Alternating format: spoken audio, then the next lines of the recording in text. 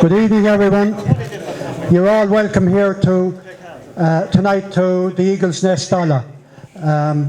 It's very appropriate that the talk is held here. Martin and Mary are grandnephew and grandniece of Paddy Ryan Lacken, and just to acknowledge that Martin, Mary and their late mother Maura have been very supportive of the Silvermines Historical Society since its first meeting held here in January 2012. The bar and grocery business here in Dala was purchased from Mackey's in 1957 by Matt Ryan, nephew of Paddy Ryan Lacken, and his new wife Maura Hawk from Kildysart, County Clare. Mary, her daughter, never lost the Clare connection, and any locals will know what I'm talking about there. Local folklore has it that John Ryan Lacken shot the last eagle that nested on Keeper Hill after it attacked a young child. The Ryan Lacken ancestral home is located close to the butt of Keeper at Knockfune, and the Ryan family changed the name to the Eagle's Nest in the late 1970s. And now, on behalf of Silvermines Historical Society, it gives me great pleasure to introduce John Flannery, our guest speaker, on the 100th anniversary this week of the capture of Paddy Ryan Lacken. John, our guest speaker, who will give us a talk on Paddy Ryan Lacken and the Irish Revolution. John is a member of Tipperary in the decade of Revolution. He has delivered several talks on the Civil War period and is currently working on a book, Tipperary 1921 to 26, Agrarianism, Anarchy and the Civil War. So without further ado, I'll hand you over to John here. Thank you.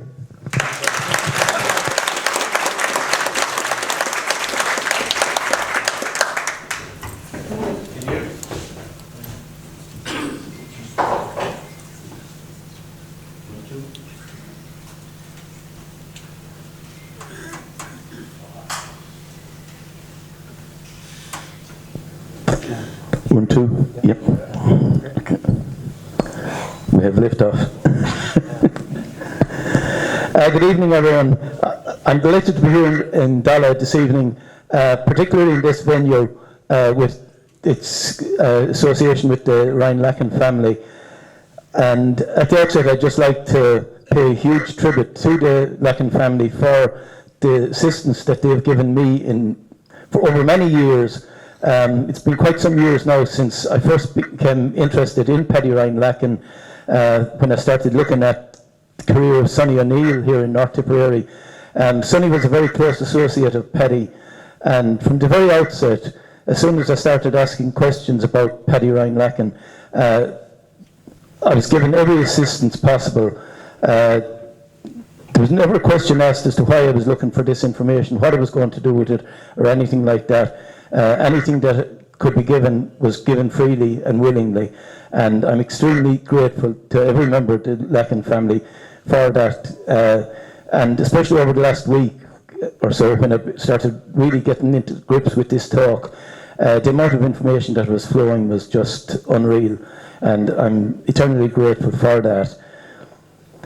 The man we're going to talk about tonight, it's almost impossible to deal with a life such as his in the period that we've allotted for a talk tonight, but however we'll do the best we can on it.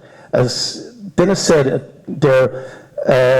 lot of what's coming out tonight, it's part of a book I have in preparation at the moment, Tipperary 1921 to 26, Anarchy, Agrarianism and Civil War. Hope to have it out in the next couple of months. Now, Dennis said earlier that this week is the 100th anniversary, and that's effectively that's where we're going to begin, close to the end, if you like. No better place to start, I suppose. On the 10th of April 1923, National Army operation commenced based around the Newport area. In charge of that operation was Commandant Jed O'Dwyer. O'Dwyer had been a member of the IRA during the War of Independence based in Limerick, and in that capacity he would have known Paddy Ryan Lacken quite well. However, when the treaty split came, Jed O'Dwyer took the pro-treaty side and Paddy Ryan Lacken ended up on the anti-treaty side. Now, second in command of Company 2 in the Nenagh garrison at the time was Lieutenant Thomas Claffey, and Claffey was detailed by Jed O'Dwyer to go searching around behind Ware Cross, the Hollyhill area. And in the course of that search, as he worked his way down the road at Hollyhill, searching houses as they went, they approached the house of Thomas Hyde, pretty near the end of the road, and when they entered Hyde's house, sitting at the fire, they found Paddy Ryan Lacken. According to Claffey's report, which he submitted to headquarters, there was a gun on a chair beside him. He made no attempt whatsoever to reach for the gun, and he gave no resistance at all to the patrol. Claffey reckoned that the man was ill. He was sitting by the fire, and Claffey said he was visibly shivering. They were the details that Claffey supplied. Claffey put him aboard a military lorry and took him back to Newport. On his arrival in Newport, he was handed over to Jed O'Dwyer, and we'll pick up that story later on. Here we have a portrait of Paddy Ryan Lacken. This portrait was done actually in New York by a man by the name of Michael McLaughlin. Michael McLaughlin was a noted stained glass artist working in America at the time, and he was a close friend of the Ryan family, and he actually did this charcoal sketch of Paddy Ryan Lacken. I think it's possibly the best likeness, way better than any of the photographs, a lot of which are actually quite blurred. Now let's have a look at the Lacken family, first of all. The Ryan Lackens originated in the Doon Rossmore area, and following the shooting of a policeman in Rossmore in the early 1800s, Sean Lacken was forced to go on the run, and he made his way back up to North Tipperary, to the hill country, to Slieve Phelan's. He was sheltering around the woods in Lackmore, in the vicinity of a lodge there, which had actually, in fact, been a former police barracks. If you look at the very early Ordnance Survey maps, it's marked on the maps as a police barracks. However, by the time Sean came up there, it was known as the lodge, and it belonged to a family from Newport. They ran foul of one of the British Royal Lieutenants at the time, and consequently the lodge ended up being put up for sale, and Sean bought it. Now I should mention at the time that he was in the process of being arrested for the shooting of the policeman, but he said that he could prove that he had no connection with it. It was noted at the time that the assailant of the policeman had actually been wounded in their fray, and Sean took off his coat and lifted his shirt, and he said, "There, you can see I have no wounds, so I'm not the person responsible." And he was actually released because of that. He went on to take over the lodge, and that's the house in Knockfune, which became the Ryan family home. Now, Paddy was born on the 17th of November 1898 at Knockfune. The parents were Matthew Ryan from Knockfune, Ware Cross, and Alice O'Brien from Cullenna, Ballina. Now, the parents were married in Capamore Church on the 28th of January 1896. There were 7 children born to the family. 3 of the children died young. Julia died at the age of 3 weeks, and she died on the 18th of August 1897. Margaret was only 10 months when she died. She died on the 10th of June 1902. And there was a second Margaret in the family. She was only 12 years old when she contracted blood poison, and she died on the 12th of December 1917. So at a very early stage, the family had their share of misfortune and misery, really. To lose 3 children, we'll say, out of a family of 7 was, I mean, catastrophic, really, for a family. Paddy had 3 surviving siblings. His brother Martin, sisters Julia and Nora. Now, for those of you that mightn't be familiar with the landscape we're talking about, you might be able to make out this drop pin here, the green pin. That's actually where Knockfune is. We're located down here at Dala. You have Kilcommon over here, Rare Cross, Newport. So it gives you a pretty good idea of the location we're talking about, if you aren't familiar with it. And the red pin, just a short distance away, that's actually marking the location of Hyde's house at Hollyhill. So we'll say this beginning of the story, and very much the early, if you like, the semi-junction in it, they happened quite close together. And despite the fact that Paddy roamed far and wide during the revolutionary period, a lot of his time was spent in those same hills. Here we have a picture of the Ryan homestead as it was back then. You have the old house at the back here, and a newer house which was built at a later stage. Now, both of those houses, the rear one would have formed part of the RIC barracks, which was there back in the day. And both premises were actually burnt during the War of Independence as reprisals by the RIC / British Army. If we look at this map, we're looking at kind of, if you like, the locations where Paddy Ryan Lacken was involved in major incidents during the War of Independence. You can still make out the 2 pins there, his home and where he was captured. Up here at the top we have, just outside Nina, Lissatunny, where he was involved with the flying column in the assassination of Lieutenant Hamilton, who was the intelligence officer for the Northamptonshire Regiment in Nina.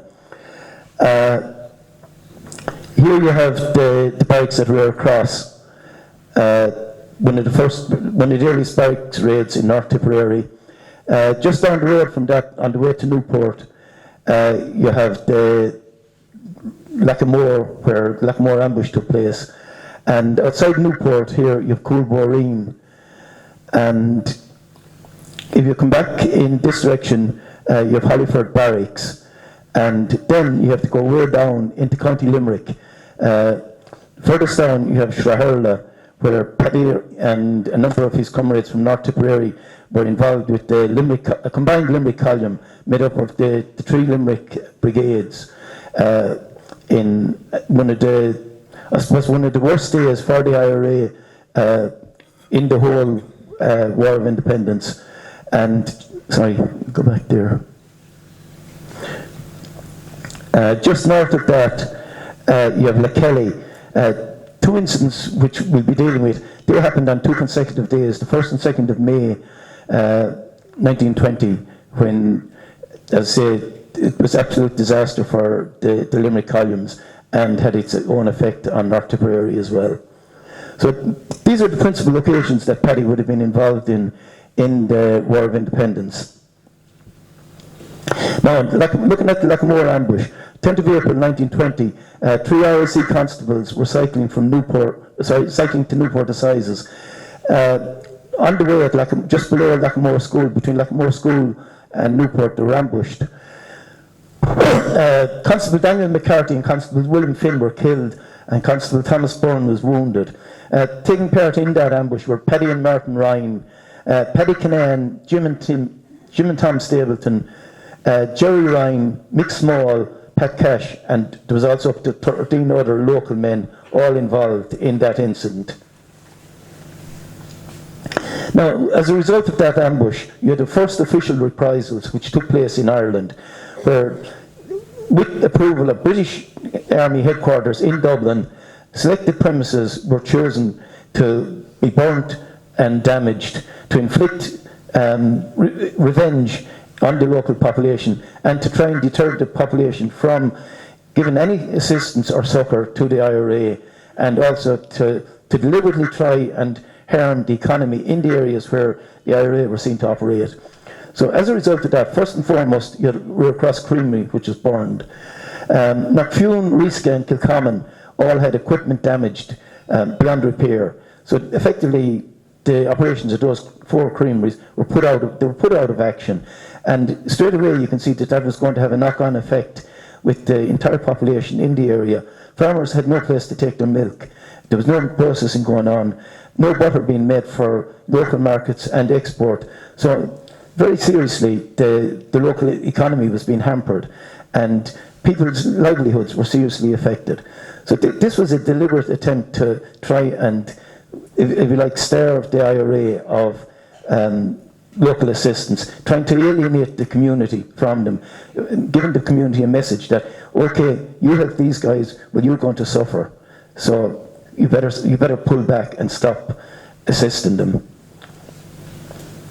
Now, over the following nights, on top of that, you had houses in the area fired into, and this culminated on the following Sunday night in the village of Kilcommon, where at about 9 o'clock a lorry came into the village, and 12 men dismounted from the lorry and fired indiscriminately into almost every house in the village of Kilcommon. Now, following some months later, you had the Red Cross barracks attack. Paddy Ryan Lacken was actually criticised by Sean Gaynor.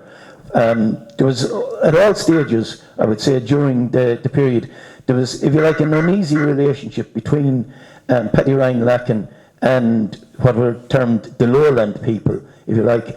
At the time, in charge in, we'll say, the brigade area, the number 1 brigade area, you had Frank McGrath, and Frank McGrath was not essentially a man of action.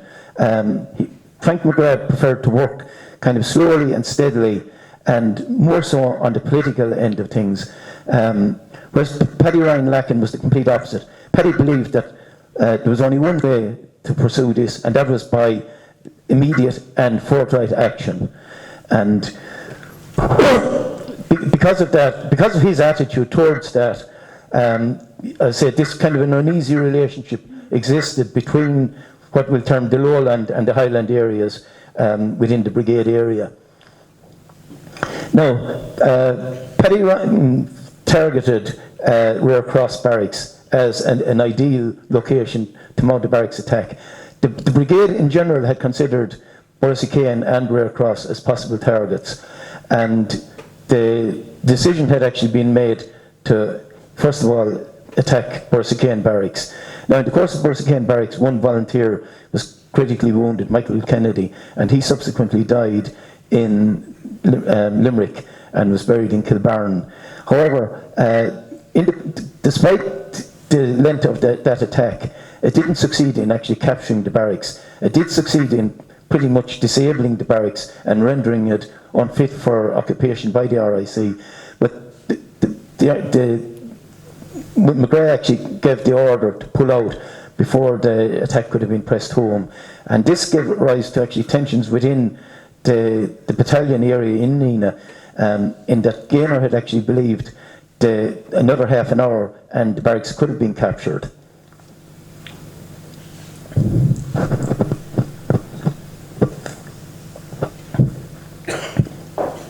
Now, subsequent to that, Sean Gaynor actually left Nina and travelled to Dublin, where he had a meeting with Michael Collins, and he tendered his resignation from the IRA.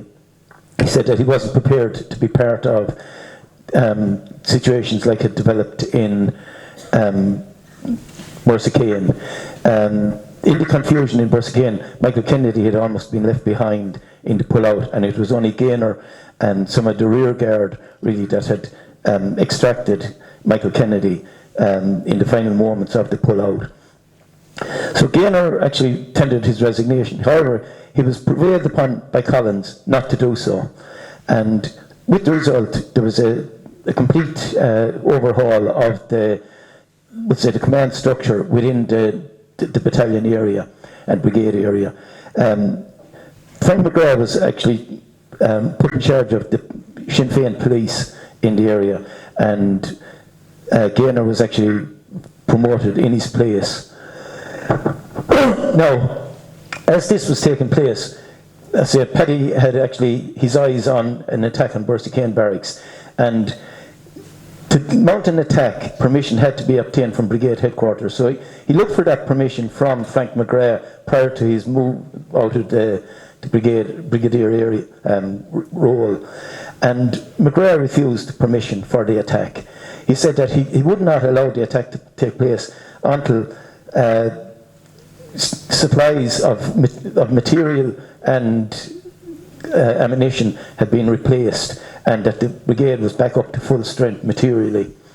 At the time this was happening, Ernie O'Malley was operating in this area as an organiser for headquarters in Dublin, and he had met up with Paddy Ryan, and the two of them actually got on quite well. O'Malley wasn't one bit pleased when he heard that McGrath had prevented the attack taking place, and he used his role as a headquarters man to actually countermand McGrath's orders. And at the same time as this was taking place, Sean Gaynor took over in the battalion area. Now, the attack was actually scheduled for the 10th of July 1920, but Paddy O'Doherty, who was the OC in the 5th Battalion area, which battalion, by the way, was located on Templederry, back into Kilcommon, they were required for road trenching and to block roads so that the attack could take place. However, when Doherty was alerted to the fact that the attack was going to take place, he went into Nina and he informed Sean Gaynor that the attack was taking place. Gaynor told him, have no hand act or part in this. This hasn't been approved by headquarters. So Doherty returned to his area and he passed on word that he wouldn't be taking part in the attack. So the attack was suspended, we'll say, to the following night. Now, in the main, attacks had actually taken place on Saturday nights, but O'Malley and Paddy Ryan decided that, well, we'll go for Sunday night and we'll bring in people from other areas. So word was spread far and wide that this attack was taking place, and a large contingent of men came in from mid-tip, based around, we'll say, Turles, Burleslee, that area, and also from Hollyford. The entire Hollyford column actually came in, marched from Hollyford up to Rare Cross to take part in the attack. Now, the operation involved up to almost 300 men were involved totally, between the trenching roads, blocking of roads, mounting of barricades to prevent any aid coming through to Rare Cross. And in fact, three very prominent figures in the 3rd Tipperary Brigade at the time, Dan Breen, Sean Tracy and Sean Hogan, they were all involved in the attack in Rare Cross. Now, shortly after the attack commencing, a man who had been appointed to Rare Cross Barracks, Sergeant John Stokes, who was from Newry in County Down, he'd been appointed to Rare Cross as a defensive barracks sergeant. At the time, the British were placing these defensive barracks sergeants into barracks, and these men had, in the case of an attack, these men would actually take over, regardless of rank within the barracks. They took over the defence of the barracks. They would have been responsible for, we'll say, setting up defences like putting out barbed wire entanglements to prevent mines being put near walls, shuttering of windows, things like that, and strengthening of the building within to withstand an attack. I said the man in Rare Cross was a man by the name of John Stokes, And in the first few minutes of the attack, Stokes actually emerged from the barrack, and he was shot by one of the Hollyford men in the doorway of the barracks, and he was dragged back inside. Now, in the meantime, the men on the roof had they'd gone in through the pub, which was, I don't know if you're familiar with Rare Cross, but the entire block that's occupied by Flannery's pub there, as it was at the time, the end of that block, we'll say as you look at it on the right hand side, that was the barracks, and the left hand side was the pub. The men had gone in through the pub, out onto the roof, and they'd broken open the nearest portion of the roof to the pub, and began to pour in paraffin and petrol through the holes in the roof, and they ignited that. However, the fire very quickly petered out, because they suddenly discovered that there was actually partition walls going right up to roof level, and these were preventing the fire spreading. So they had to cross through some of the burnt roof structure to try and break over further holes. But they also had another technique. They actually had mud bombs, which consisted of crushed up sticks of gelignite wrapped in yellow mud with a short length of fuse attached to it, and they wet those and threw them onto the roof. And as these exploded, they blew holes in the slates, and through these the men managed to, we'll say, pour more petrol and paraffin, and again ignite the second section. But however, they ran into the very same problem again, that a further partition wall going up through the structure again prevented the fire from spreading. So they were hampered, we'll say, from the very beginning, really. The structure of the building did not lend itself to the type of attack that they were mounting. They had been depending on burning the barracks out from the top, and they didn't actually have explosive mines to blow holes in the wall. But eventually the fire developed sufficiently enough that it forced the RIC men inside the barracks to withdraw to a real portion of the barracks. But by then, at that stage, dawn had broken and the attack was abandoned. Now, however, the barracks was damaged beyond use. So the following day, the pub next door was actually commandeered as temporary barracks. The RIC actually had no compunction in taking the premises belonging to Flannery, because it turned out that in the course of the Lacken ambush, the surviving constable had said that he had actually been passed on the road by Flannery and one of his daughters driving a horse and cart down to Newport, and he had actually asked them for a lift to Newport to report the Lacken ambush, but he said that at the time that they had driven on. So there was no great love lost between the RIC and their landlord, William Flannery. Now, the flying columns were being formed around October of 1920, and Paddy Ryan Lacken was one of the first members from this battalion area to actually be assigned to the North Tipperary flying column. He was involved in the attack, as said, on Lieutenant Hamilton at Lissadhoney. He was also involved in an ambush at Latra, which failed from the point of view that some of the fire was poured on the lorry too early, and they were alerted to the fact that there was an ambush there and managed to burst their way through it. Subsequently, he was involved in the Kilcommon ambush, which took place just a short distance from here, and was one of the most successful attacks mounted by the flying column in North Tipperary. In the course of that ambush, the column was actually broken into three sections. One section was set up at close to Ryan's house there, as you come into Kilcommon. Now, remember, the barracks in Kilcommon was actually located at Kilcommon Cross, and on a daily basis the RIC used to march from Kilcommon Cross up to the post office in Kilcommon to both post letters and collect their post. So it was during one of those trips to Kilcommon that the ambush was set for. The column had moved into the area. This was December in 1920, and so it was very, very miserable weather. There was actually heavy snow on the ground when the column moved into the area, and they spent that night from around 3 a.m. actually out in the open.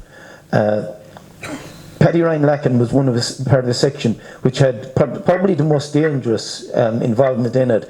They were placed down near Kilcommon Cross on the hillside, and in the event, at the time the column did not know which route the RSC men would take. They could continue on along the Anglesey line and come back into Kilcommon through a secondary road, or they could come directly up from Kilcommon Cross. So the men were placed on the hillside to watch which route they were taking, and once that was determined, to alert the bulk of the column, some of the men had to be placed to attack, we'll say, mount the attack to prevent the movement on the secondary road.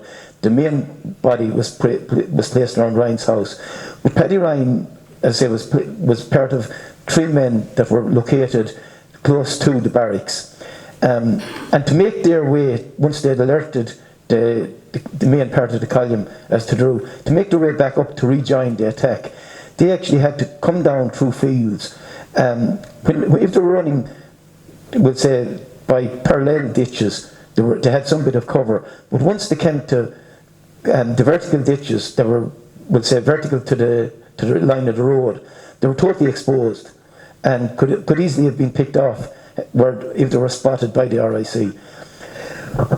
Now, again, in the attack at Kilcommon, someone fired a shot before the main group of the RIC had actually come into what we call the killing zone, and consequently it was only the men at the forepoint of the column of RIC were actually involved in the attack.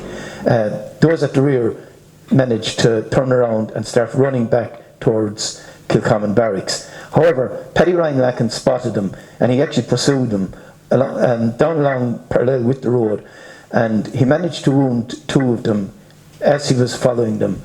They dropped their rifles, but the rifles were actually dropped too close to the barrack. At this stage there was some fire coming from the barrack, covering fire for the men, and they couldn't retrieve the rifles. They were dropped on the road.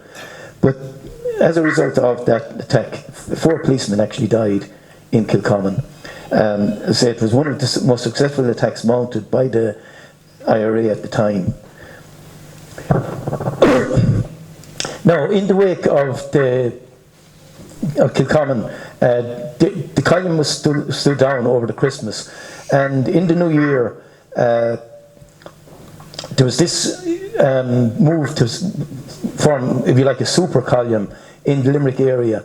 This involved the three brigades in Limerick: Mid Limerick, West Limerick and East Limerick. There was a number of men drawn from each of the 3 brigade areas, from the flying columns actually that had been formed in Limerick, and they also appealed to Tipperary for assistance in this. And as a result of this, Paddy Ryan, Pat Stair, Dennis Hayes and Tom McGrath all left North Tipperary and went down into Limerick, and were involved in a couple of attacks down, let's say, taking place in Limerick. However, on 1st of May 1921, this combined column was operating in the Galbally area, and at the time there was a British Army officer from the Green Howards operating out of Galbally, a man by the name of Turton. Now, Turton was he'd been a soldier during the First World War, and he got badly shell-shocked, and because of what he'd suffered and endured during the First World War, he actually had this disability where his head was constantly moving, and he went by the name of Shaky Head in the area. This is what everyone actually called him. But the man was actually very well. He was an extremely capable leader of, we'll say, the regiment that he led, and he one of the things he actually did was he took his men out of trucks. He'd noticed that the noise of lorries actually gave warning to IRA men and to localities that they would say the army was on the way, and consequently they were having very little luck in we'll say roundups and things like that. Turton actually took his men out of lorries and made them use bicycles. On top of that, he also, on occasion, made them work without their boots, so that they could proceed quietly through streets and things like that. But on this particular day, 1st of May 1921, Turton came into Galbally, and one of the men on the patrol with him claimed that his bicycle was broken, and the local cycle mechanic in Galbally was known to be a member of the Galbally volunteers, and this man insisted that the bicycle be repaired even though it was Sunday, and the cycle mechanic was reluctant to repair it. And he said to the mechanic, he said, I can't, the mechanic actually offered to loan him the bicycle and said, you can drop it back anytime and I'll have your own ready when you come back. But he said, no, he said, I can't. We're not coming back this way. We're actually coming back around by Shraherla this evening. That's the way we're returning. And this was just purely and simply a ruse. I mean, if he needed a bicycle, he could have exchanged his bicycle at the local RIC station and taken one from there. But they knew that the information was going to be transferred. And sure enough, the cycle mechanic alerted the column in the area, and they decided that they were going to mount an attack in Shraherla as the cycle column, as Turton and his cycle column were heading back. However, Turton had brought in reinforcements from Mitchellstown, and just a short distance, I don't know if any of you are familiar with Shraherla, it's kind of in the centre of a very hilly area, and just off the road in Shraherla, there was 2 trucks parked, and they were actually observing the area around the church, which was the area where the ambush was being set up. And as the IRA moved into position, these trucks were pushed out onto the road and rolled down the hill silently, no engines running. And at the same time, Turton and his men moved in from a flanking movement via another road. So they were coming in on the IRA column from 2 sides when suddenly one of the trucks was spotted, and at this stage the IRA column made an attempt to withdraw. There was high ground behind the church, and they were proceeding to try and gain the high ground. 4 men, Paddy from Nina, Hennessy, and Pat Casey,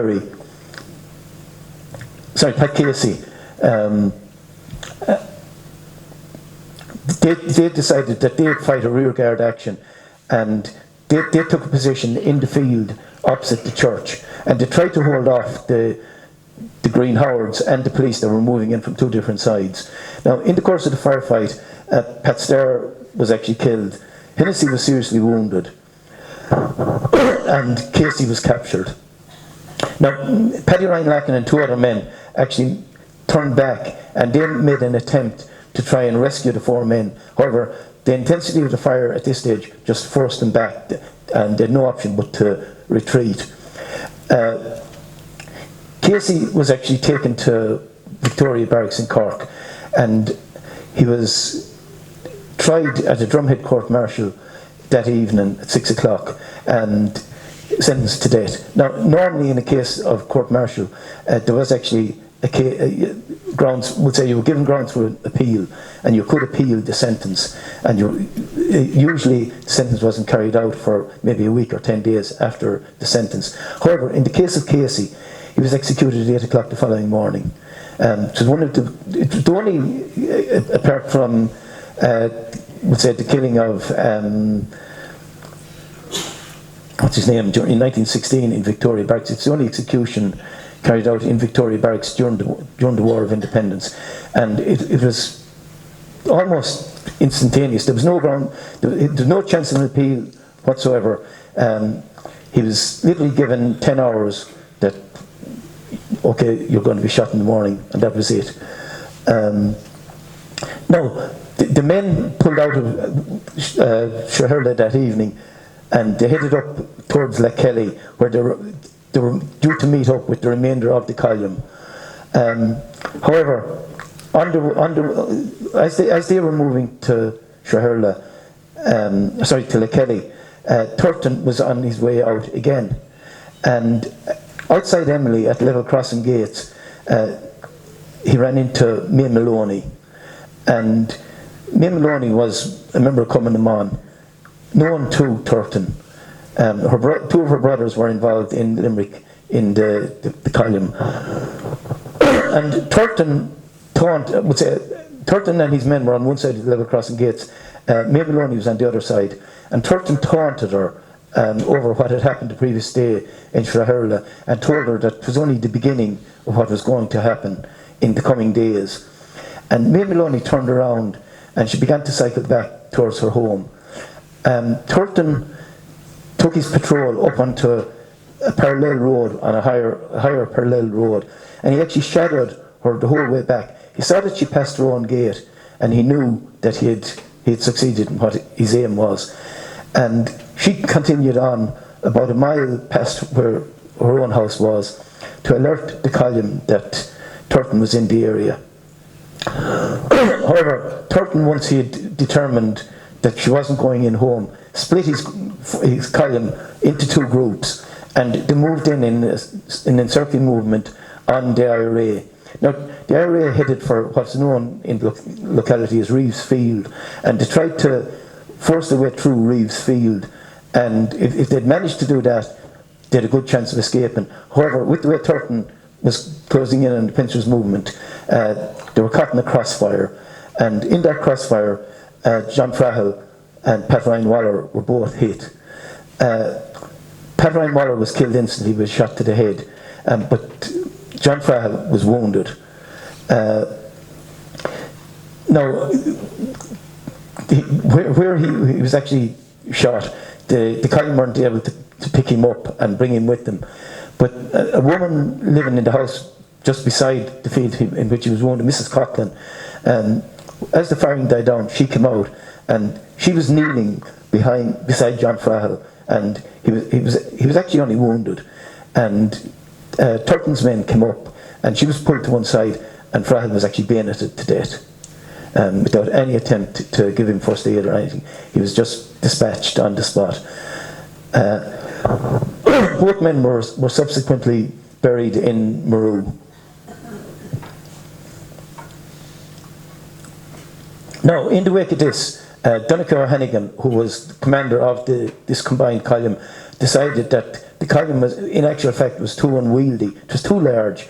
Moving across the country, they presented too big a target, they were too easily noticed.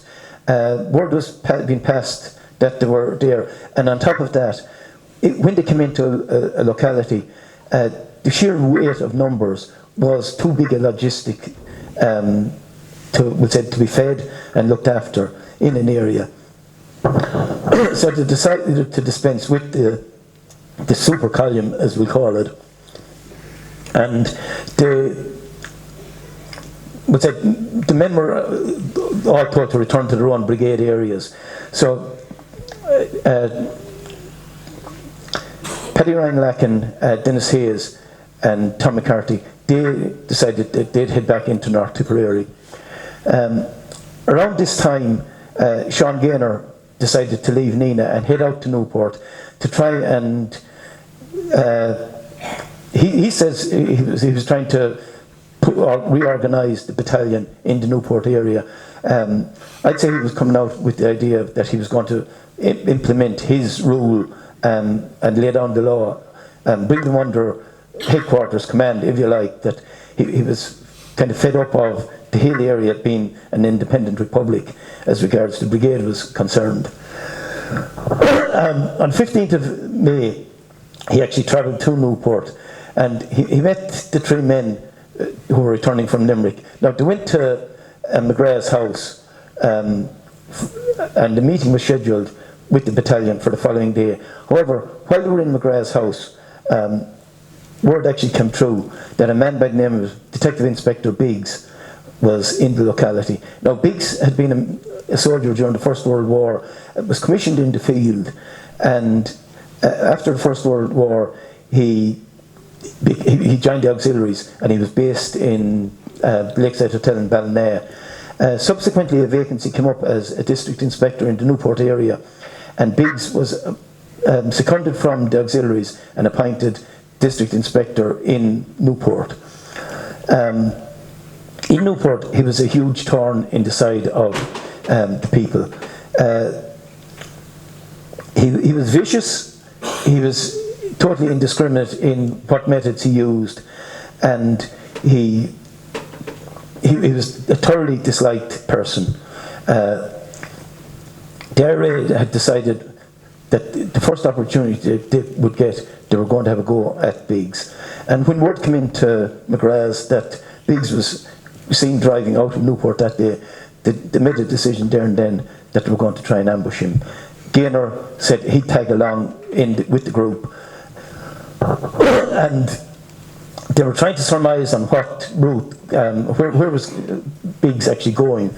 McGrath reckoned that he was more than likely visiting Major Gabbett, who lived in Killascully, and they decided that they'd lay an ambush on the route back from Killascully. Now the problem was that there was two routes that Biggs could take coming back from Killascully. There was the direct main route, would say, up from Killascully, or there was another road that he could take.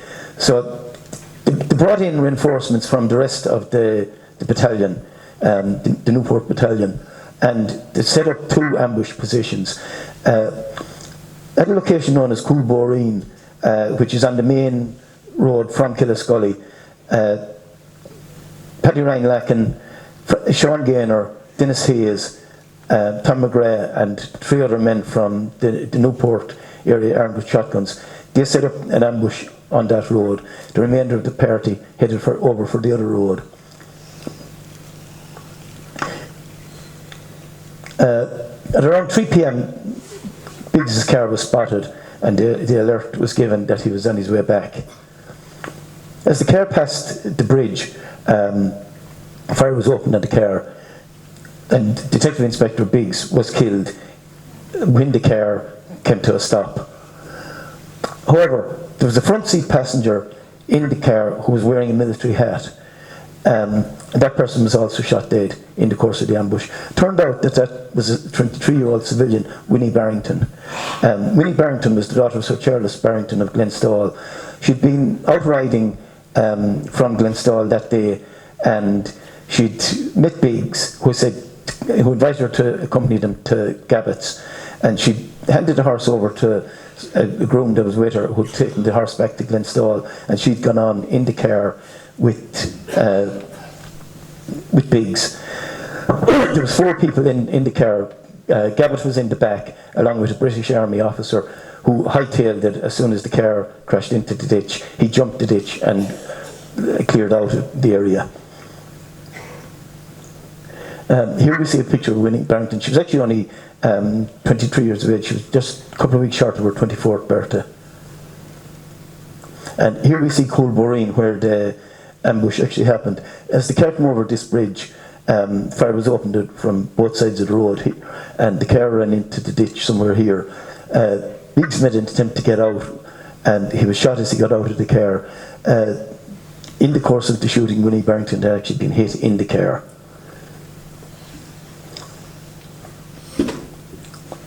Now, we move on to, we'd say, the truce period. And during the truce, following the signing of the treaty, RC were first of all confined to barracks. Subsequently, they were pulled back to Gormanstown for disbandment. And one man by the name of Sergeant John Walsh, who'd been based in Newport, he actually looked for permission to return to Newport at that period. However, Walsh had been involved with Biggs in the taking hostage of Paddy Ryan Lacken's father, Matt Ryan. And Matt Ryan had been held in Newport Barracks for several months. And when patrols were going out, Matt Ryan was put aboard a Crossley tender. Sometimes he was in the back, tied, we'll say, within the caged area, with his hands suspended from the cage. More times he was put sitting in the front seat beside the driver. The message being given was that if you attack us, well, he's going to get it first. And when he wasn't being taken out on these patrols, he was actually housed in what I've seen described as a little bigger than a dog kennel in the barracks. A small wired-in area which he couldn't actually stand up in. So he underwent pretty desperate treatment at the hands of the RSC during that period. And Walsh was one of those that was blamed for the treatment of him. Now, Walsh returned to Newport on 22nd May 1922. That night, two men called to Walsh's door. Walsh lived diagonally across the street from the barracks, we'll say, which is Sullivan's Pub in Newport. Now, the door was opened by Walsh's wife, and the men at the door said they wished Walsh to accompany them to the barracks, that there were some questions they needed to ask him. However, as soon as he came into the hallway, the men produced revolvers, and he was shot dead. Now, Walsh was a native of Abbeydarney in County Kerry. He'd served in Newport and Cloughjordan. Paddy Ryan believed he was believed to be responsible for the shooting. He was one of the two men. If you want a reason, I mean, Paddy Ryan blamed and held personally responsible Walsh for the treatment that had been meted out to his father. Walsh was also, he'd attempted to justify the shooting of two youngsters, Connors and Walton, who had been shot in Newport the previous November. The two young men were returning from Mass, and they'd gone via Smith's in Newport to collect a wheel that was having its iron band replaced. And on their way, a group of auxiliaries had opened fire on them. The two men had been shot dead. They were only teenagers. The two of them had been shot dead just outside beyond the charter school coming out of Newport. And at the inquest into the two men, one of them had been a member of the Volunteers, but the other had not. And Walsh gave evidence saying that the two of them were members of the Volunteers and were legitimate targets for shooting. That was one of the reasons. That was at the military inquiry into the deaths of the two young men. So that was a further reason, if you like, that Walsh became a target, really, because of his attempting to justify the killing of the two youths. Now, moving on to the Civil War.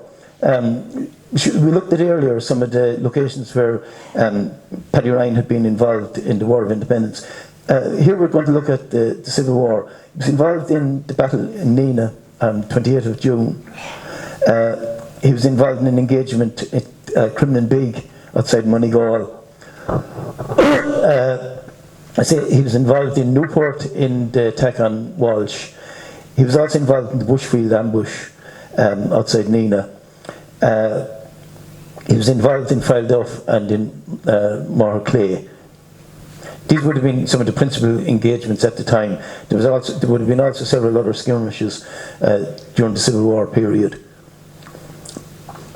Now, Paddy Ryan took the anti-treaty side, as I said earlier, during the Civil War.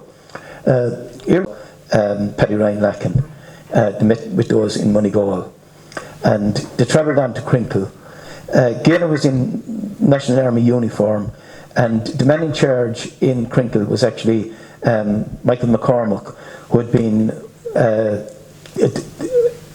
headquarters man sent down to the 3rd Southern Division area, well known to Gaynor, and at this stage he was OC of Crinkle Barracks.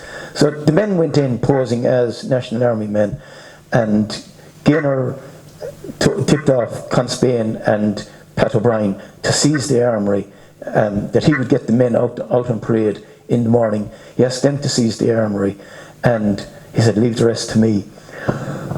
So he told McCormack that he wanted to inspect the troops in the morning. The troops were formed up in the square in Crinkle Barracks. Other men took the armoury and actually mounted a loose gun in the doorway to deter any attempts to retake the armoury. In the meantime, Gaynor inspected the troops, and he said to them, he said, any of you that want to fight for the Republic, take a step forward. The rest of you, step out the gate. And the men, there was over 200 men there, no guns, no opportunity. So there was very little chance of doing anything. 5 or 6 of them seemingly did step forward and volunteered to take the anti-treaty side. McCormack was ordered, along with the other men, to leave the barracks. Now, McCormack refused to leave without the men being given their rifles, and kind of a standoff took place. Eventually, Sean Gaynor agreed to hand them over 50 rifles, so they marched out of the barracks with 50 rifles. They were escorted into Bor, where they were put aboard a goods train bound for Dublin.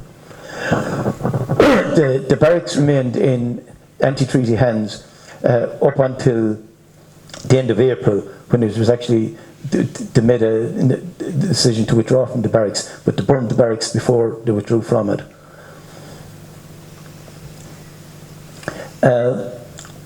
Now, on the 28th of June, there was the date of the attack on the four courts in Dublin, and that evening, Paddy MacDonald, who was in charge he was OC in North Tipperary at this stage, in the absence of Gaynor, and Paddy MacDonald decided that he was going to actually try and take the town of Nina for the anti-treaty side.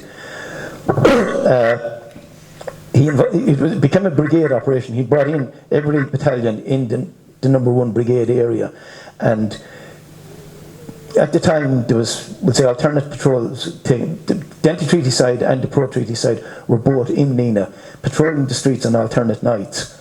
And that particular night, the 28th of June, was the turn of the pro-treaty side to patrol the town. Paddy MacDonald took over the Bank of Ireland at the Market Cross there, and he put men in position, we'll say, in some of the laneways around the end of Pound Street and Emmett Place there. And a 30-man patrol set out from the military barracks that night on a patrol around the town. They came up around by Church Road in Nina, came down O'Reilly Street, around by the old Pound, and were coming down Pound Street. But as soon as they turned into Mitchell Street, short street just there off the Market Cross, as soon as the last of the men had moved into Mitchell Street, straight away anti-treaty fighters moved in behind them, and at the Market Cross men emerged from the bank. So the 30-man patrol was effectively fenced in the smallest street in the town. There was no gateways, no laneways, nothing that they could dodge out of it. They were pinned in, we'll say, a literal killing zone if it became necessary. And they were given an option: you can either surrender or take the consequences. Naturally enough, they decided to surrender. So the guns and ammunition were taken. Immediately, the anti-treaty side managed to get hold of 30 rifles and 3,000 rounds of ammunition, because each of those soldiers was carrying 100 rounds of ammunition. They were locked in the basement of the Bank of Ireland, and the anti-treaty set about taking over the town.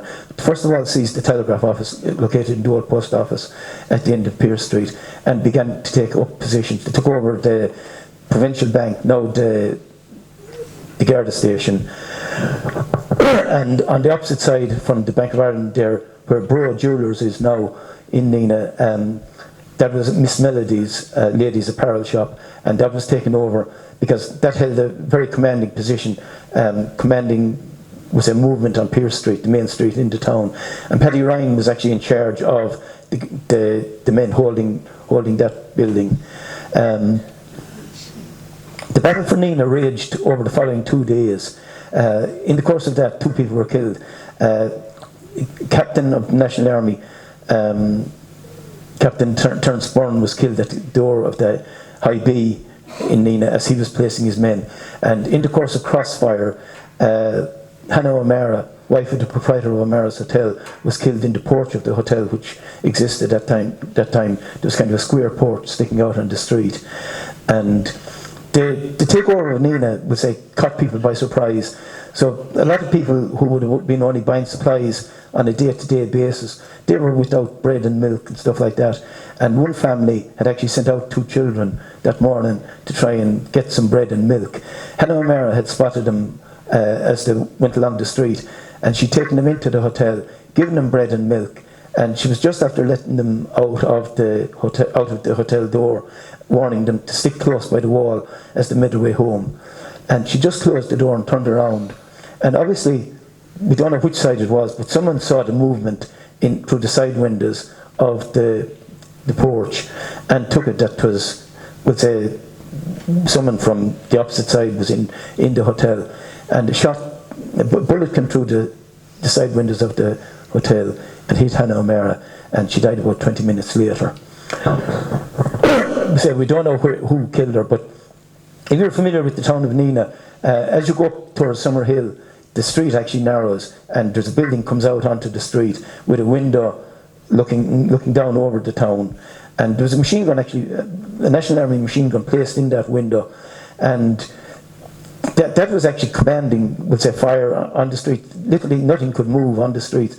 There was also a machine gun mounted in Melodies, on the first floor in Melodies. So you had these 2 machine guns literally creasing the streets with fire, plus the, we'll say, rifle fire that was taking place as well.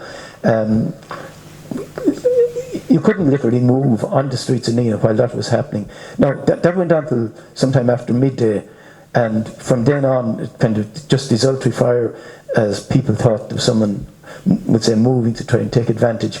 That was the situation that existed until the morning of the 1st of July, when Austin McCurtain, who was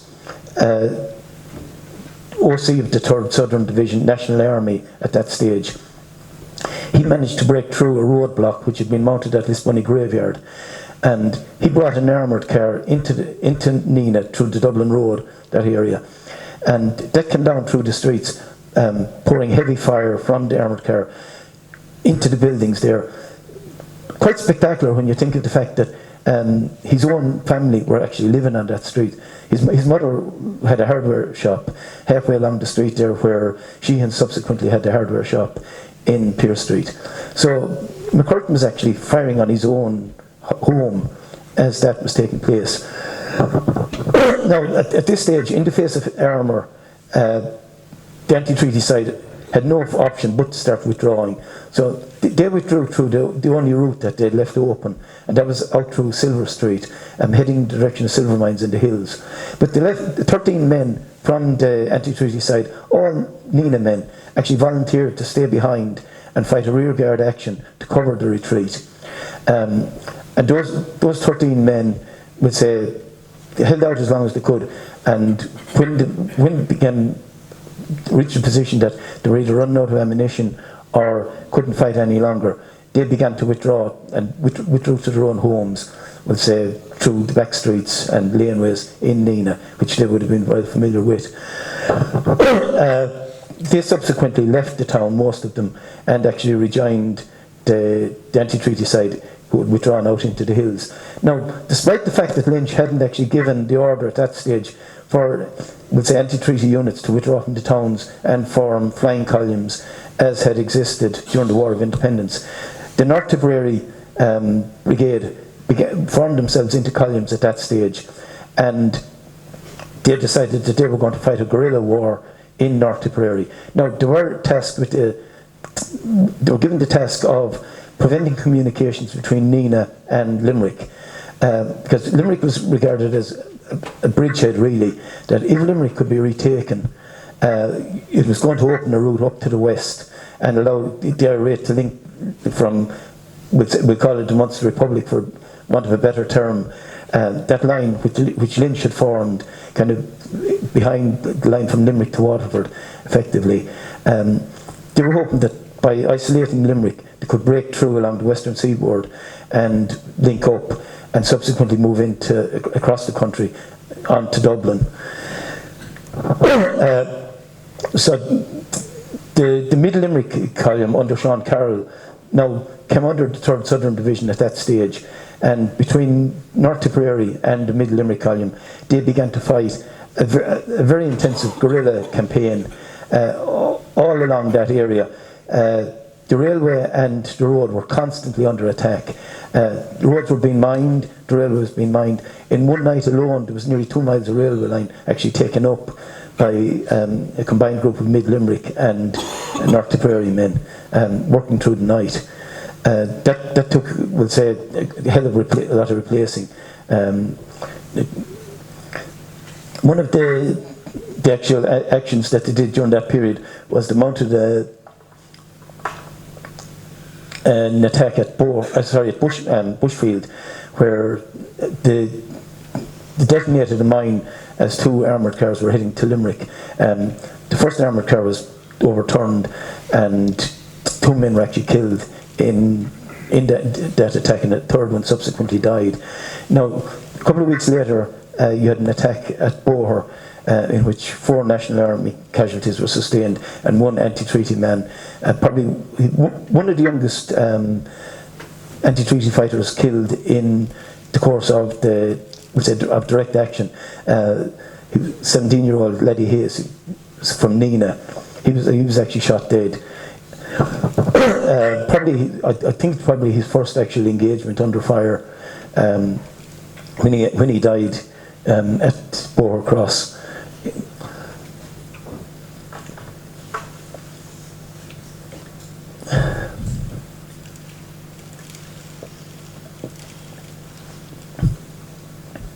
Now, in the wake of the Boher ambush, Paddy MacDonald was captured in Rhines of Ballagreg. About 10 days after the Boher ambush, which took place on the 17th of September, around the 25th or 27th of September, Paddy MacDonald was captured. And Paddy Ryan Lacken actually took over at that stage as OC of North Tipperary Anti-Treaty Brigade.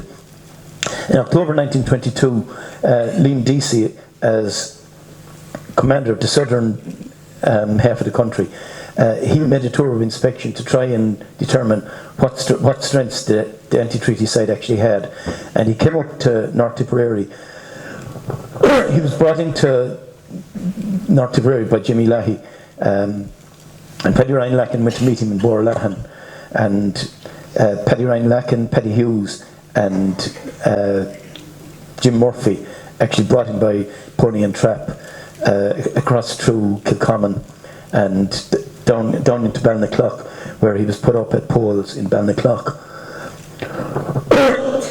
In the course of a meeting between them, Deasy actually asked Paddy Ryan what, if anything, he could do for him. How could they strengthen activities in Tipperary? And Paddy Ryan said to him that most of the good men that they had were either in jail or dead. And he said, if you can send us someone that knows how to prosecute a war and knows something about fighting, that's really what we need at this point in time. And Deasy promised that he would send him someone. Now, however, at about this time, Deasy actually contracted scabies, which was the curse of men living on their own at the time. And the attack of scabies that Deasy got were particularly bad. Within 3 days, his whole body had woken out in sores, literally from head to toe. And he ended up under the care of a Dr. Ryan in Doon, where he ended up being swatted in bandages from head to toe and had to have those bandages changed every 2 days, which was an intensely painful process. He was 2 weeks laid up in Doon before he was actually able to make his way back down the country. And when he got back down into Cork, he actually detailed Tom Barry as soon as possible to make his way to North Tipperary and to take Sonny O'Neill with him and leave Sonny O'Neill along with a couple of engineers in North Tipperary. Now, Tom Barry brought a column of men, but 18 men left Cork and travelled the whole way up to Kilcommon, arriving in Kilcommon on the 3rd of December 1922. Immediately, for some reason, there was a connection between O'Neill and Paddy Ryan Lacken. The two of them, I suppose, they were very much similar type of men. They were men of action.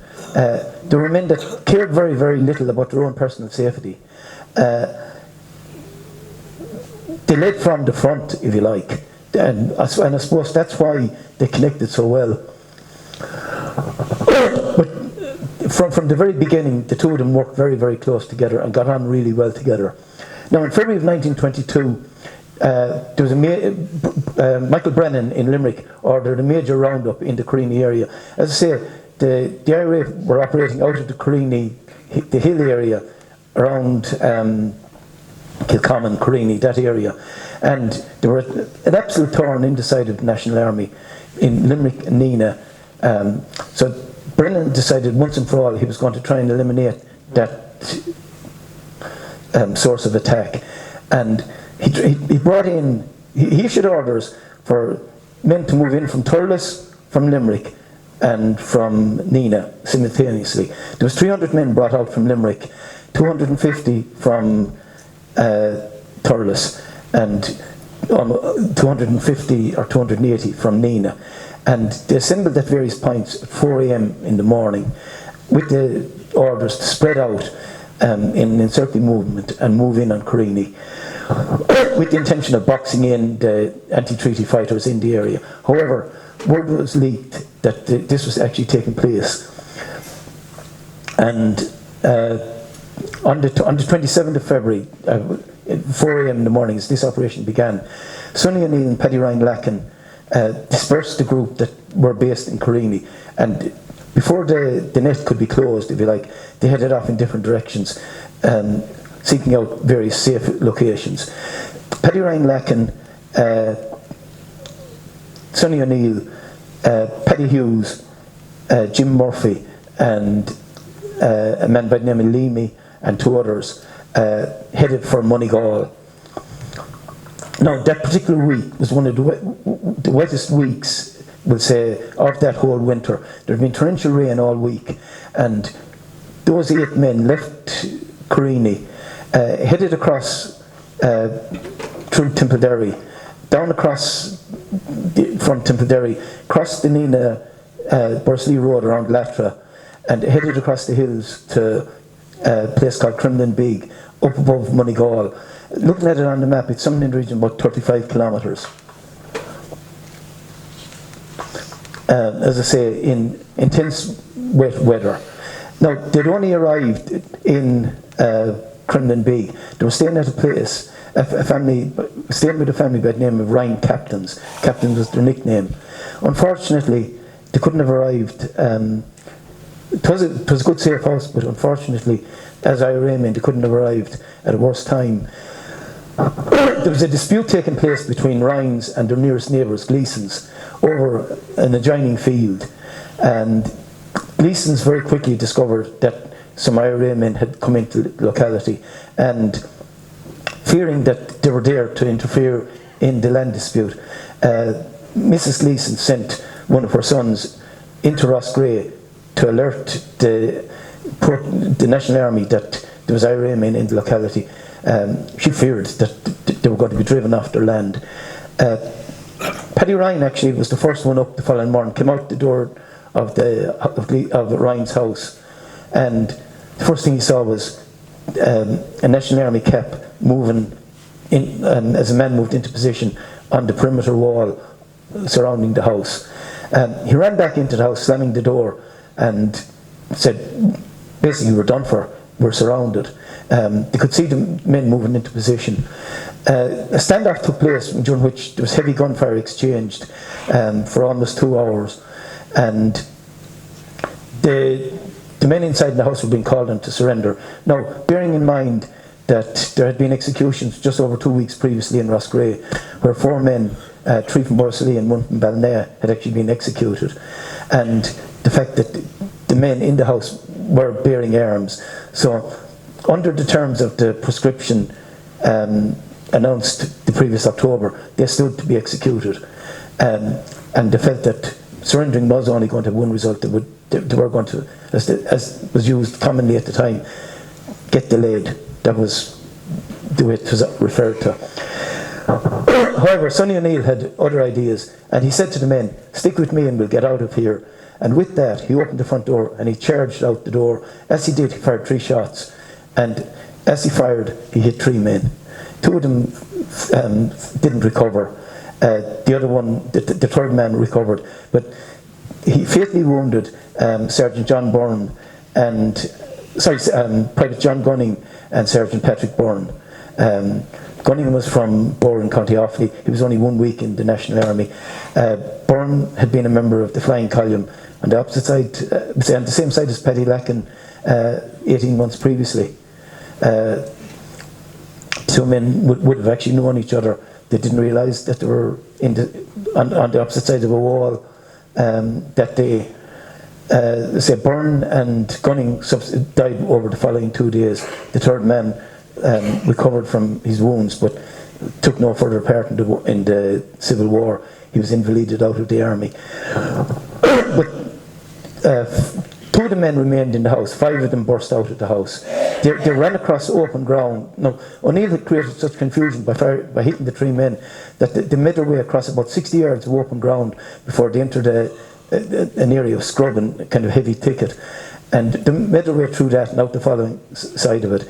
Now, they, having marched about 35 kilometres the previous day and having only a couple of hours rest that night, still in pouring rain, they headed across the hills into Calais, which was probably another 12, 13 kilometres before they eventually found refuge in another safe house.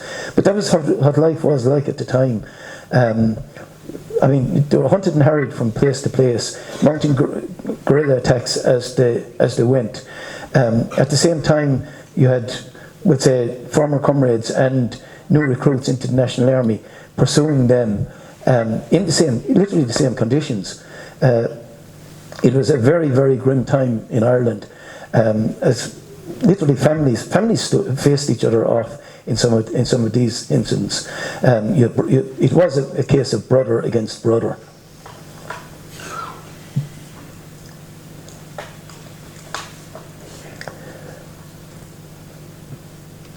Now, the very last major engagement of the Civil War in North Tipperary took place on the slopes of Moher Clay, one of the mountains back up here, and that happened in late January 1923. It was a cold, dank, miserable day, very foggy and wet. And again, it was an attempt at an encircling movement on the remnants of the anti-treaty side that were based in the area. Now, at this stage, Mid-Limerick Column under Sean Carroll had actually linked up with North Tipperary men, and they were all located in the Creany area. The North Tipperary men were under the command of Paddy Ryan, and Sean Carroll was in command of the Mid-Limerick men. Now, as the battle developed, the anti-treaty side were holding the higher ground on the slopes of Moher Clay, and the National Army were trying to move in on them. On the National Army side, you had men from Limerick and from Nina. Both sides took casualties that day. There was men wounded on both sides. However, there was no fatalities. But the battle lasted all day, and in the course of it, a motor car which Paddy Ryan Lacken had actually been using at the time, that was captured. So they were reduced totally to operating on foot at that stage. And now the battle lasted into nightfall, and it was only, we'll say, under the cover of darkness that both sides actually took the opportunity to withdraw, because neither side were gaining the upper hand at the time. Now, I suppose really what was, I suppose, the final action took place at Fileduff on the 27th of March 1923.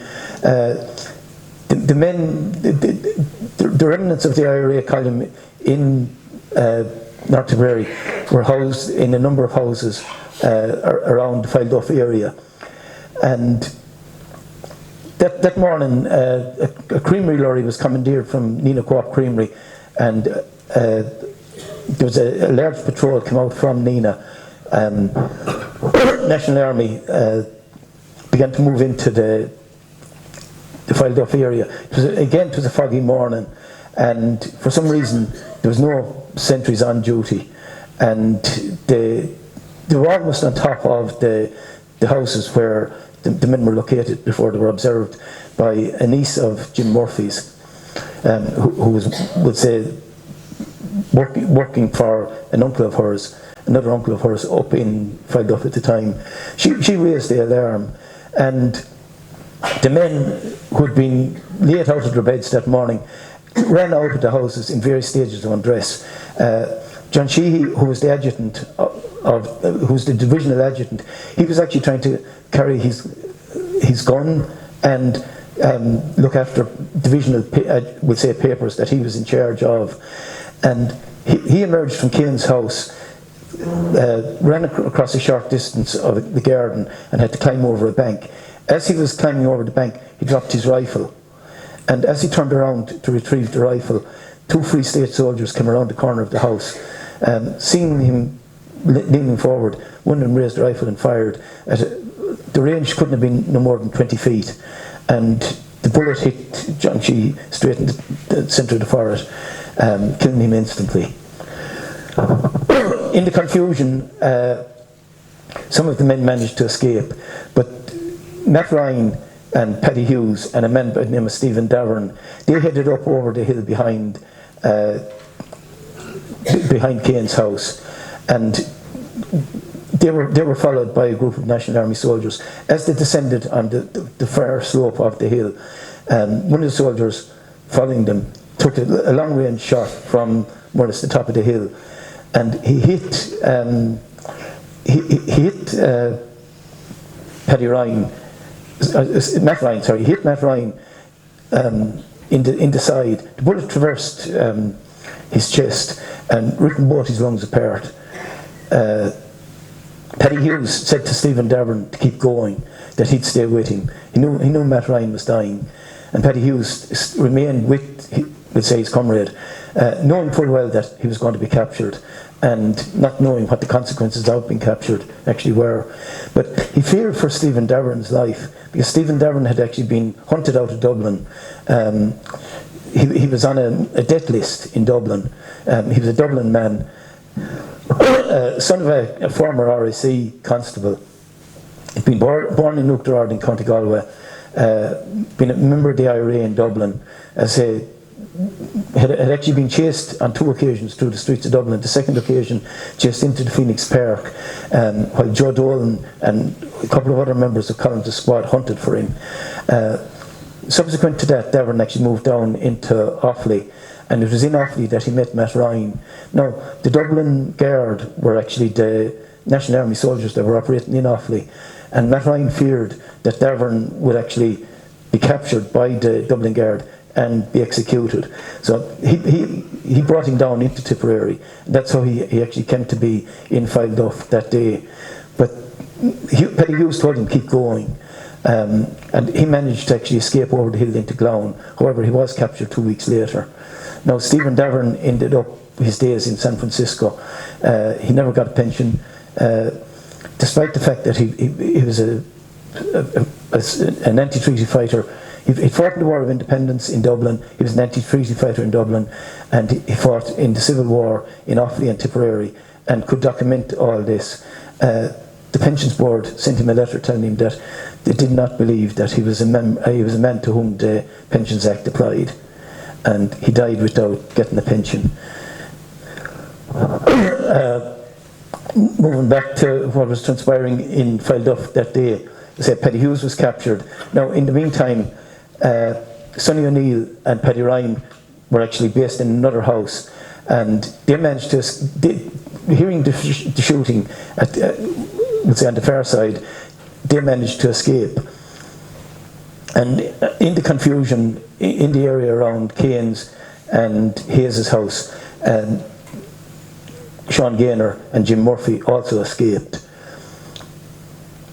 Now, O'Neill and Lacken actually escaped by entering a river and wading upstream. In March weather, I mean, you can imagine how it's like. They waded upstream through a river. And that, I would say, possibly was the reason that led to Paddy Ryan's capture, that immersion in water that day. Jim Murphy led Gaynor to safety through Banishgach, and the men actually met up later. Now, in the meantime, Gaynor, as the divisional OC, was summoned to a meeting in Denard Valley, which was due to take place to discuss the cessation of hostilities. And we know where that, we'll say that all led to the capture of Gaynor and Stack, and the killing of Liam Lynch, at the anniversary of which all took place last weekend. Now, returning to, we'll say, the work of File Duff, here we actually have Hyde's house in Holly Hill, and we're back where we started, in the work of File Duff, the capture of Paddy Ryan Lacken in Holly Hill. It was in the kitchen of this house in Holly Hill. Paddy Ryan was sitting at the fire, as Lieutenant Claffey described it, shivering. He was in a high fever, and he was taken prisoner that day. Now, he was handed over to Jed O'Dwyer in Newport, and I said at the beginning they were both well known to each other. Now, Lacken said to O'Dwyer, he said, "Well, I suppose I'm for delayed." He couldn't see how he was going to survive, but O'Dwyer had huge regard for him from their days in the Limerick IRA, and I would say in fighting during the War of Independence in Limerick. And O'Dwyer assured him that he would do everything he could to make sure he did not get executed. And he took him into Limerick in an army lorry. At the time, the National Army were based in William Street RIC barracks, because the army barracks in Limerick had all been destroyed in the course of the fighting in Limerick. And O'Dwyer left Paddy Ryan sitting in the army lorry, and he went into General Brennan in the barracks, and he said to him, "If I was to bring in Paddy Lacken, what would happen in?" And Brennan said, "What do you mean?" And O'Dwyer said, "Would I have your word that he wouldn't be executed?"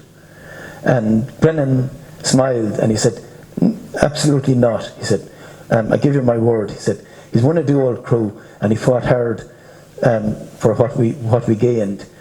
He said, "He will not be executed." And he followed that up. I said, "Take him up to the jail." He said, "Take him in yourself and make sure he's looked after." He partially guessed from the questions that O'Dwyer was posing that O'Dwyer actually had him as a prisoner. So O'Dwyer took Lacken up to Limerick jail, took him in, handed him over to the governor, and he actually asked for a receipt for the live body of Patrick Ryan. He wanted to make sure that, that he handed it, to record it, that he handed over Paddy Ryan alive. And that way he hoped that he was ensuring his safety. Now, the following morning, Paddy Ryan was so ill that he was actually transferred to the Union Hospital, the Workhouse Hospital, the Union Hospital in Limerick, and he remained in hospital for several weeks. He was suffering from very bad bronchitis and pleurisy.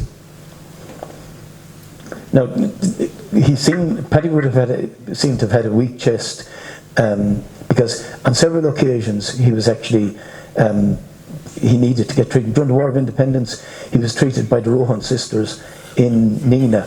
They actually hid him for 2 weeks in Neenah, in a secret room in their house in Mitchell Street. And during that period, the house was raided, and the 2 women were actually put kneeling on the floor, and Hambleton, Ryan had been on the column at the time. Hambleton, who was subsequently killed outside Neenah, Hambleton fired a revolver behind their heads in mock executions, trying to force the 2 women he knew they knew something, but he was trying to force them into revealing what they knew and where Paddy Ryan. It's suspected that Paddy Ryan might have been in Neenah somewhere, and one of the Rohans, she was married to Tompkins. She was known as Nurse Tompkins. She was known to be assisting the IRA at the time. So this was an effort to actually break the spirits of the women. But despite the worst, they didn't crack, and they never revealed where he was.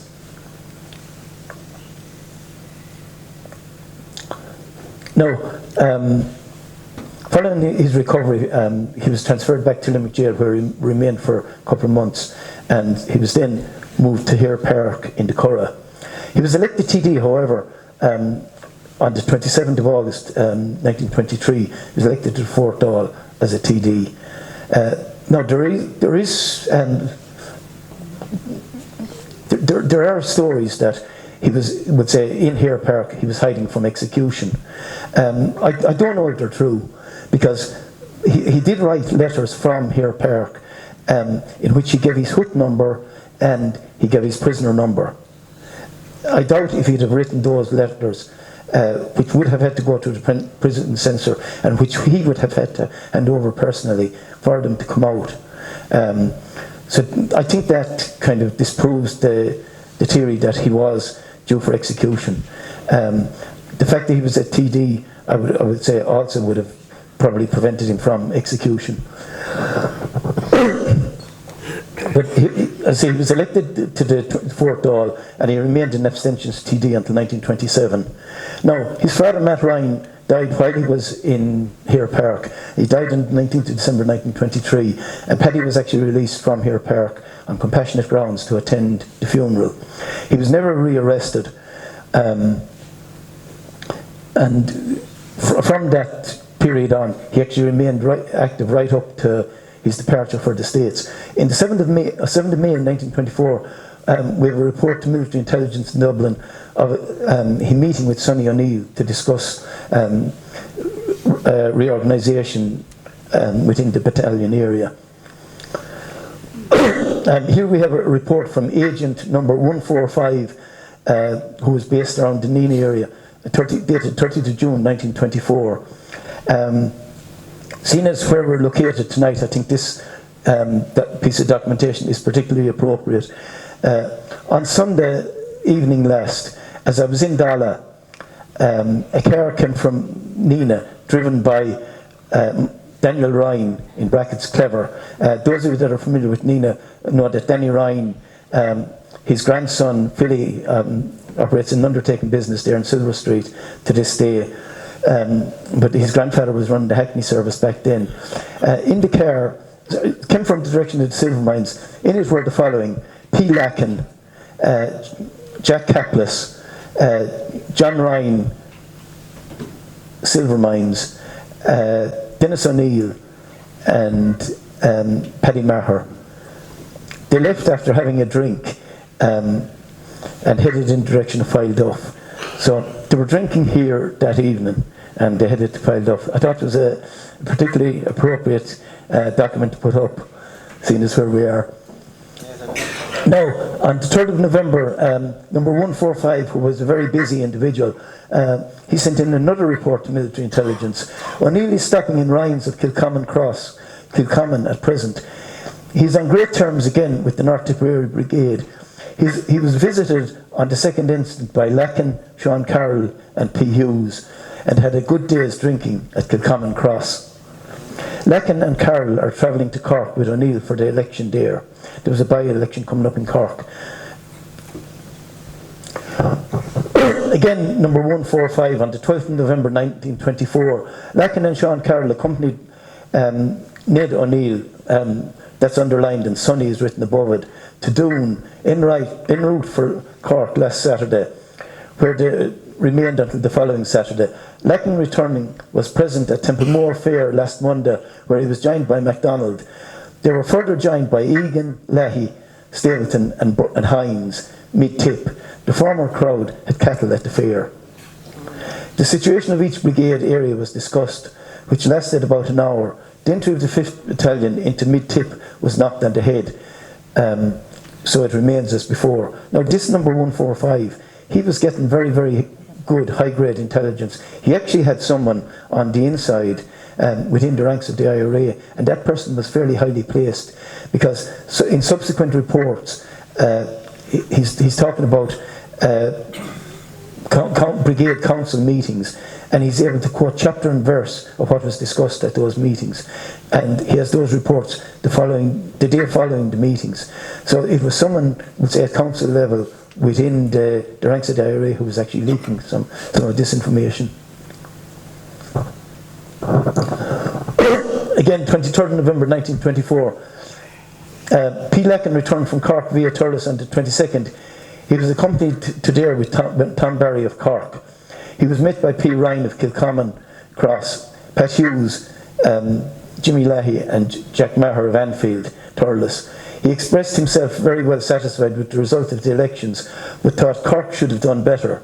Barry was visiting the condensed milk company branches. Jimmy Leahy is now a commercial traveller. There's been very little activity in north and mid areas within the past fortnight. Now, similar reports to that continue right through 1925, and the 18th of March 1926, Paddy Ryan is reported as attending, I put it in inverted commas, a Republican convention in Templemore. I would actually believe that this was a Fianna Fáil convention being called in connection with the local elections which were due to take place. Remember, Fianna Fáil was just after being founded, and definitely some of the attendees at that meeting, like the Count O'Byrne from Roscrea, they were members of Fianna Fáil from the outset. And Paddy was connected with Fianna Fáil as well, as was Dennis O'Neill. So I would believe that this was actually a Fianna Fáil meeting. During this period as well, Dennis O'Neill had actually moved into Nina, and he was acting as secretary of Fianna Fáil coming in the Nina area, and his house was raided by the Gardaí in Nina, and all the Fianna Fáil documents were seized. This was raised by Sean Lemass in the Dáil subsequently. Now, he continues to appear in military intelligence and Garda reports right through 1927. In December 1927, he's mentioned in connection with the purchase of rifles. Those of you that were familiar with the time might recall that in 1924 the Army Mutiny took place. As well as in Dublin, the Army Mutiny took place in Templemore, and there was over 100 rifles stolen from the armory in Templemore by Jerry Ryan and some of the members of the National Army, and they were smuggled out of the barracks and hidden. And at this stage in 1927, Paddy Ryan was negotiating the purchase of some of those rifles from former members of the National Army that had been dismissed in the wake of the Army Mutiny. In January of 1928, he's reported as being away from home. He's gone organising through the country. And the report actually to military intelligence stated that he's going to be away for a considerable period of time, minimum of 2 weeks, possibly 3. So again, it was someone passing on information that was familiar with what was happening within the area. However, by the end of 1928, Paddy Ryan had actually decided that he'd had enough of things here, and he decided that he was going to head for America. And he left Ireland on the 3rd of March 1929. Now, such was the interest of the Special Branch and military intelligence in his activities at the time that he was followed from Limerick by Special Branch officers aboard the train he was leaving on, heading to Cork. They sat into the same carriage as him and would say travelled to Cork with him. Not alone that, but Paddy had tickets booked on the SS Munchen, and detectives followed him aboard. They went out in the tender from the dock in Cove and boarded the liner to make sure that he didn't get off before the liner sailed. And they only, would say, hopped aboard the tender themselves before it left for New York. And he arrived in Ellis Island on the 11th of March 1929.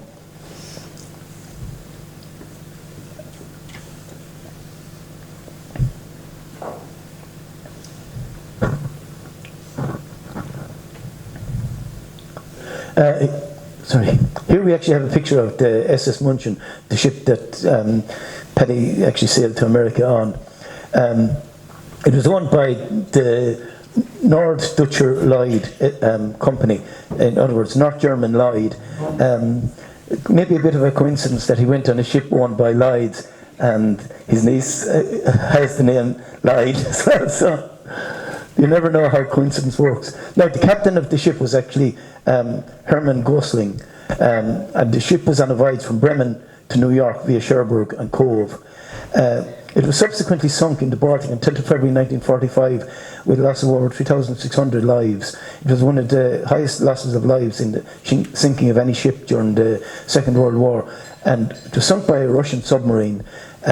Despite the fact that it was actually a hospital ship at the time, and the reason there were so many casualties were actually most of the people that drowned were strapped in stretchers below deck, and it was marked with a red cross on both sides.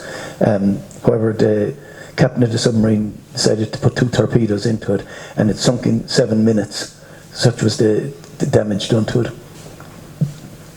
Now here we see the ship's manifest for the SS Munchen, and on line 9 of the passengers that embarked at Cove, you have Patrick Ryan from Newport, County Tipperary. He has the requisite $50, and he's aged 30. Now, I don't think that the Free State government would have agreed with one of the answers he gave in this column here.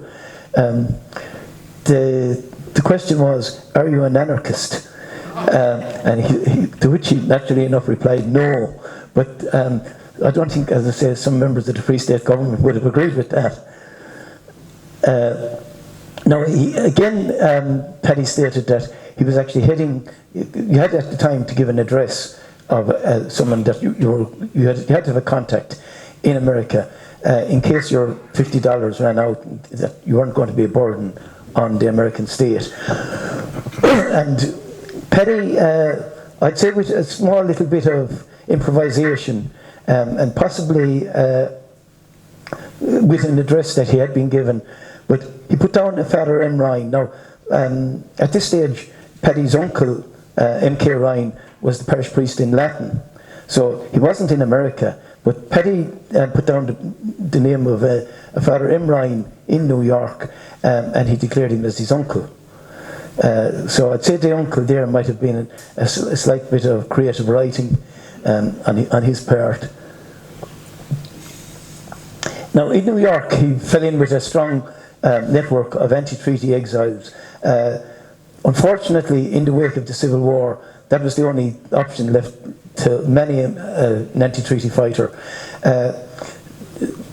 You might know, at the time, the Shannon scheme was getting underway, and priority was being given to demobilised National Army soldiers for employment, and instructions were issued that no former anti-treaty fighters were to be employed on the scheme, and any anti-treaty fighters that were subsequently discovered on the payroll were summarily dismissed. And that was what was happening in the country. Virtually all avenues of employment were being cut off to former, would say, opponents of the state. Pat O'Brien of the Silvermines, a case in point, he was a national school teacher. He couldn't get employment in any national school in the Diocese of Killaloe, and he was forced to go down to Kerry, where he got employment from the Christian Brothers in Tralee. Now, in New York, as I say, he had a network of anti-treaty exiles that he was able to link up with. Among them was Jack O'Brien Millbrook, an uncle of Father Tim that's here tonight, and he also met with Wedger Maher from Tumivara, the famous hurler. And Wedger introduced him. Now, he got involved there in the running of 2 pubs in New York. That's what he was employed at. But Wedger Maher introduced him to a lady from a maidel in Tumivara, a woman by the name of Nancy Kennedy. And subsequently, Nancy was actually the daughter of Con Kennedy and Mary Guilfoyle from Bantis in Cloughjordan. And subsequently, Nancy and Paddy Ryan actually got married. And they married in a civil ceremony in 10th of October 1932. Because of Paddy's antipathy to the Catholic Church in the wake of being excommunicated because he was a member of the IRA, he didn't fancy a church ceremony. However,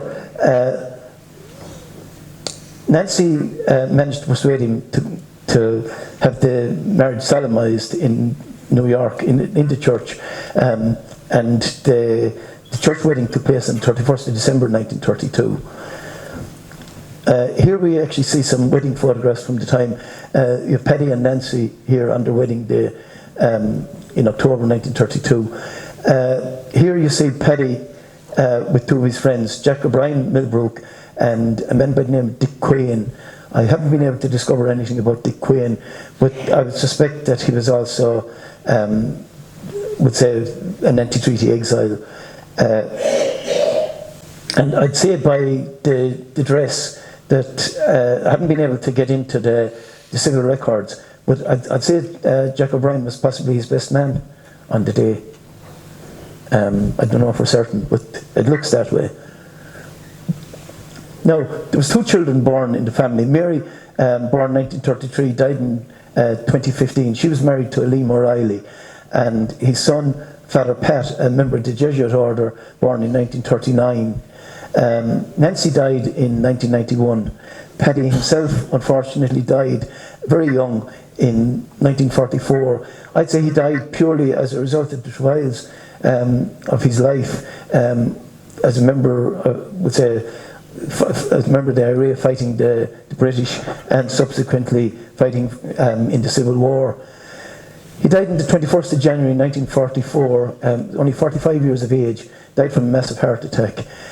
He's buried in St. John's Cemetery in Queens, New York, and here you actually have a photograph of him, a photograph of his grave with his son, Father Pat, standing beside the grave.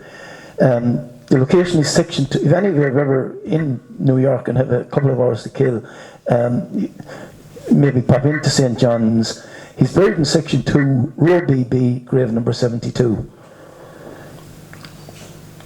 On the 21st of May 1950, Port Queenacon Paddy was opened in Newport. Here you see the entrance to it. This was deemed a fitting memorial for Paddy Ryan in his own locality. And the official opening was actually performed by Andy Cooney, at the time a former Chief of Staff of the IRA. The gates, which you can see one of them here, were actually refurbished by Martin's father, Matt Ryan, in the 1990s. Matt was, as Dennis said earlier, father of Martin that owns the premises here. And there's actually a plaque, which you see on the gate here, noting that fact. That's my story of Matt Ryan, an outstanding man, I would say, of the Irish Revolution. One that certainly left his mark in Tipperary. He wasn't a god, he wasn't superhuman, he was an ordinary man like any man here. But he had one quality, I would say, that put him far and above anyone else. He had a determination and he had a faith in an Irish Republic. And he put those, we'll say, ahead of his own personal safety and his own personal life.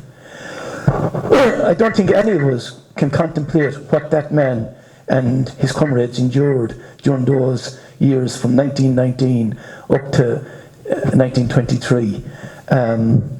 They were hunted and harried, first by the British, secondly by their own comrades. They lived a life on their own, never knowing where they were going to get the next bite, never knowing where they were going to lay their head that night. It was a horrendous life. That's all I can say. An absolutely horrendous life. I don't think any of us today would contemplate it. In hindsight, maybe many of those men mightn't have taken it on, but they did. They did take it on at the time.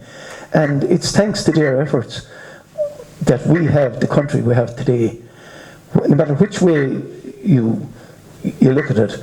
I mean, there's plenty of proof out there that the British were not going to grant Home Rule without the War of Independence. They had to be dragged kicking and screaming to the negotiation table in 1921.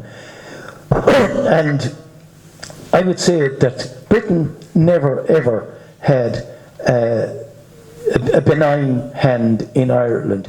I mean, it's time and time again you heard said about the Civil War that the British armed the Free State or the National Army. But pause and think for a minute. Who armed the anti-treaty side? British armed the anti-treaty side. That's the solid fact of it. I don't know if any of you are familiar with the Upnor, a ship that was sailed into Cork Harbour, and absolutely tons of arms, ammunition and explosives were transported from the full length of Ireland. Remember, Dublin to Liverpool was a secure route, a very short route over to the UK. The guns and ammunition and explosives being brought from all parts of Ireland, bypassed Dublin, were brought down to Cork, and there was 3 weeks spent putting those let's say war material aboard the Upnor. And when the loading of the Upnor was finished, the ship remained in Cork Harbour for 3 days, literally as if someone was waving, "Come and get me." And it sailed without any armed escort or anything from Cork, heading for Portsmouth, right along the south coast of Ireland, where it was intercepted by the IRA, brought into Ballycotton, and from 7 o'clock in the evening of a Sunday evening till 9 o'clock the following morning, that's how long it took over 200 men to unload that ship. There was so much arms and ammunition on it. 170 lorry loads of guns, ammunition and explosives were taken off that ship. There was so much material on it that 3 of the trucks carrying the material from the Upnor were able to stop in Crinkle Barracks overnight, on their way to County Mayo with material. And that was where the guns and ammunition for the Civil War came from. Here in Tipperary, Dinny Lacey was handed the keys of the RIC barracks in Tipperary by 2 sergeants in the RIC, and again on a Sunday evening went in and took 7 truckloads of arms and ammunition out of Clonmel barracks, courtesy of the RIC. Neither of those 2 men had their pension suspended. They were known. Neither of them faced any charges. Why? I mean, if you wanted to defeat an enemy and you didn't want to put your own soldiers at risk, what better way than to fuel a war within the group you're trying to defeat? There is nothing will convince me but that the Civil War in this country was ably abetted by the British. I mean, when you think about it, they stood most to gain from the Civil War. It derailed Collins's plan to actually move against the North. That subsequently, Collins was killed, and that subsequently led to the Army mutiny in 24, because some of the higher ranks within the Army that had been close to Collins believed that the government had reneged on Collins' intention to move against the North. That was what provoked the Army mutiny. But it's my contention that the Civil War was fueled and assisted by the British, by sections of British intelligence. Ormond Winter was totally against the treaty. He berated Churchill for ever entering into the treaty, and would say elements of the British Army reckoned that had they been given another 6 months, they would have defeated the IRA. Remember, in December 1922, when Collins was signing the treaty, he reckoned that there was only enough arms in the country for another 2 weeks of fighting. That was the only ammunition they had. Yet, by June, there was sufficient arms in the country to fight an 11-month war. And in fact, it was a shortage of men and the fact that they were fighting against armour and artillery that stopped the Civil War. Remember, Aiken didn't give an order to surrender. Aiken gave an order to dump the guns. So there was guns and ammunition dumped.